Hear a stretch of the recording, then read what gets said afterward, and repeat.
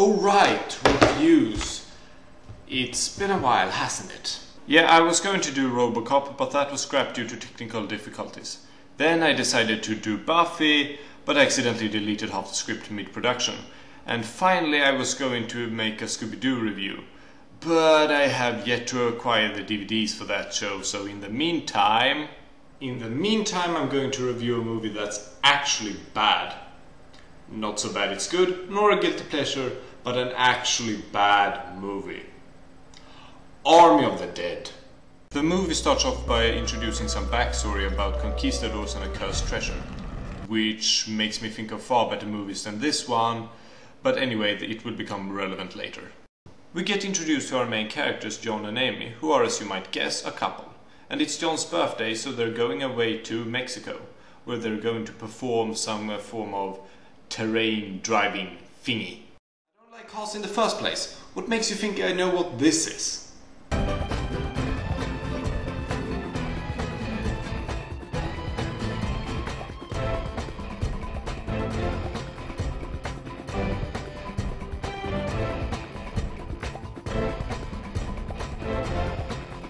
This is also something that his professor is apparently in on, as well as 4 of his friends, 2 of which are given names but aren't actually important.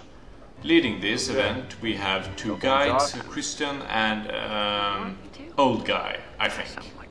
Something you may have noticed is that sometimes I leave out certain characters' names, and that's because they either aren't referred to them enough for me to remember them, or because in the case of Wolfhound I find them hard to pronounce.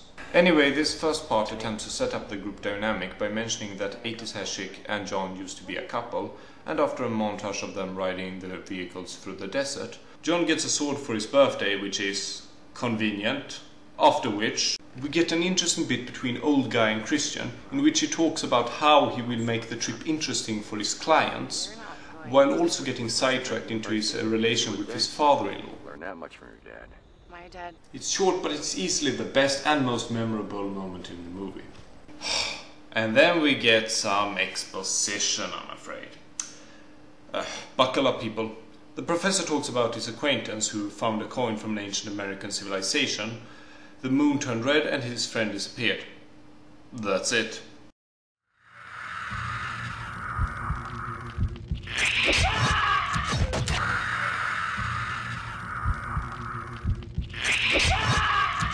Take a guess who's going to go on a treasure hunt that will doom them all. Before we go on, I would like to address something.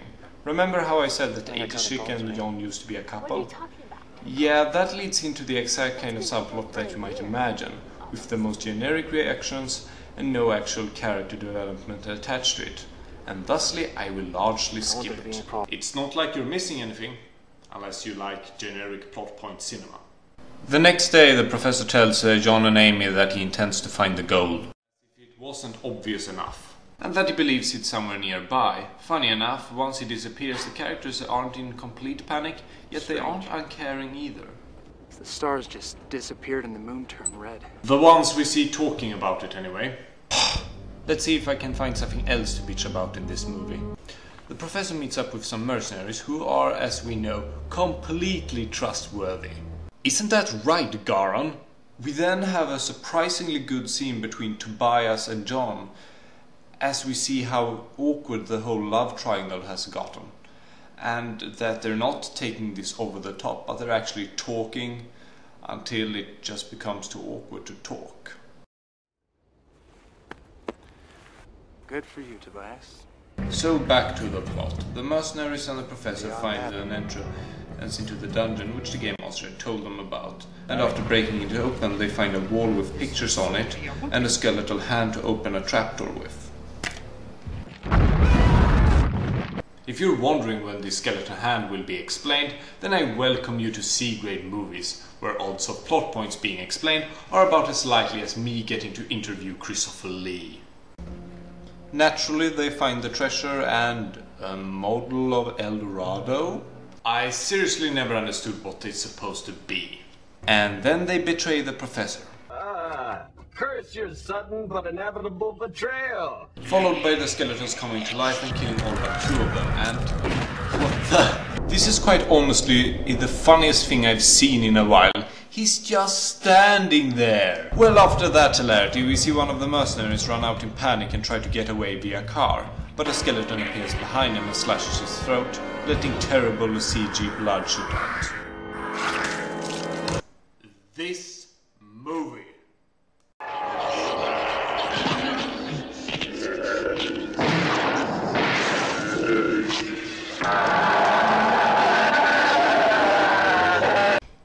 Was financed using only a few clever marketing ploys and a few favors pulled. You have no excuse, especially not in the era of the internet.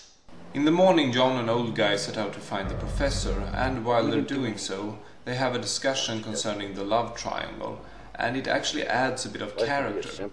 They find the car now with the blood in practical effects, and then the professor in the tomb/cave thingy, babbling like a madman. I would question why he was left alive, but I guess we need some excuse to further the plot. They naturally take him back to the camp and are attacked. Well, there went his spinal cord.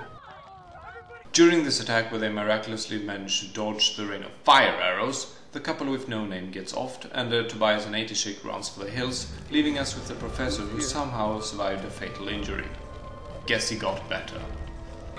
Our main couple and the guide couple manages to fend off the skeletal advance and make a run for it in the truck. However, Tobias and his girlfriend gets killed. This is why I didn't care to mention the romance plot, because it literally dies off. After they die, they're completely forgotten, as is the conflict itself, and that is what a lot of scenes, if not all of the character stuff, went into. Good for you, Tobias. Which is a death blow to our investment in the movie. And that leaves us with Renfield over here as our only source of character-driven conflict. But since his opinions aren't going to change anyone's viewpoints or motivations, he only works to build up the threat, which we have already seen in full! Which means he's nothing but a weight that we hope they'll ditch soon. So after the character stuff has been shot between the eyes, they make it to an old radio station of some kind. Well, in there they interrogate the professor, and he pretty much gives them the Pirates of the Caribbean bit about the Indian gold. They're part of the late, great General da Gama's army. They say that the gold was once owned by the Anasazi. However, since they are in Mexico right now, it's a bit inaccurate because the closest thing the Anasazi ever got to was New Mexico. Which means that they probably confused them with the Aztecs, who in reality had nothing in common with them. That aside, the gold is cursed and conquistadors were slaughtered by the skeletons, thus becoming skeletons themselves. And their leader, da Gama, was installed as the leader of the skeleton army. Also, the army will come after them because of their inherent greed in people's hearts. This does beg the question of why they don't just launch a campaign to eradicate all life on Earth, but whatever. Realizing that they're not going anywhere, they intend to use the car battery to start up the generator. I'm not an electrician, but I've seen several sci-fi series, so I'm going to assume this makes me an expert. And I'm a little dubious if this would work or not. However, do feel free to correct me on this one. However, after he gets the car battery, the army arrives. The skeletons assault the place and one of them gets in and harms the old guy by taking his shotgun. But as anyone who has ever played Crusader Kings 2 knows, you only assault a holding if you have the far superior numbers or the enemy has been weakened. And that's what you get for not upgrading your siege technology. The old guy dies and Christian has the same reaction as I had when I hadn't slept for 13 hours. John then proceeds to take out the enemy cannon, and they hear something coming from the vents, which they check out, leading to Christian being taken.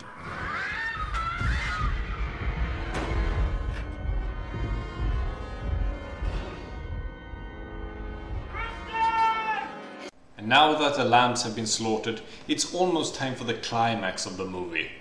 Let's hope it's better than the rest of the film. So the professor gets demonized for no reason and gives himself over to the newly turned old guy, who kills him by ripping straight through the center of his stomach, which I'm pretty sure would mess up his spine and make him useless to the undead, but whatever. The skeleton gets off and the professor starts to turn in a fairly good scene that makes good on the budget and utilizes well-placed sound effects as well as minimal visual effects, with the exception of the CG skeleton, of course. Anyway, they intend to electrocute the skeletons using the generator and the tower, which is a stunt that would make Nikola Tesla impressed. Or at least he wouldn't completely patronize you. Anyway, she needs to pull the switch when the meter reaches a certain point, while he attaches the wires and holds off the gamma. And it's not completely terrible, as you can see, but it's also not exactly impressive. Anyway, the electricity first fries the armed skeletons, and then the professor once he gets his coin.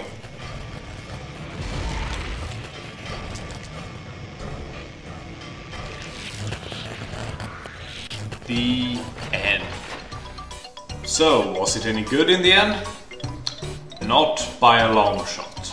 The movie suffers from several glaring flaws, and while the acting is decent, it really only gets isolated moments to shine and never adds up to anything. This is a problem because without any form of actual character conflict or development, we are forced to focus more on their struggle against the undead, and well, the effects aren't good enough to make them look threatening. Let's look at Evil Dead once more for comparison. In Evil Dead, the characters are established pretty early on, and while I wouldn't call the female characters characters, they still made their presence known throughout the movie. You also get to know the difference between the characters, as Ash is a little more gentle and Scotty a little bit more forward, for good and for bad. Evil Dead also only sets up as much plot as it can handle, whereas this movie tries to have a love conflict that gets very underwhelming and goes nowhere.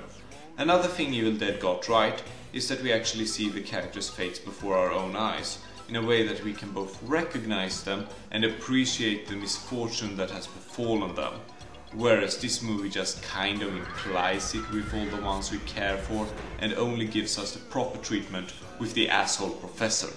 How much more powerful wouldn't this have been if the same treatment had been given to the old guy, who's arguably the most likable character in the movie? Added to this is that the movie is neither scary nor particularly fun, and it just makes for a very dull and forgettable film.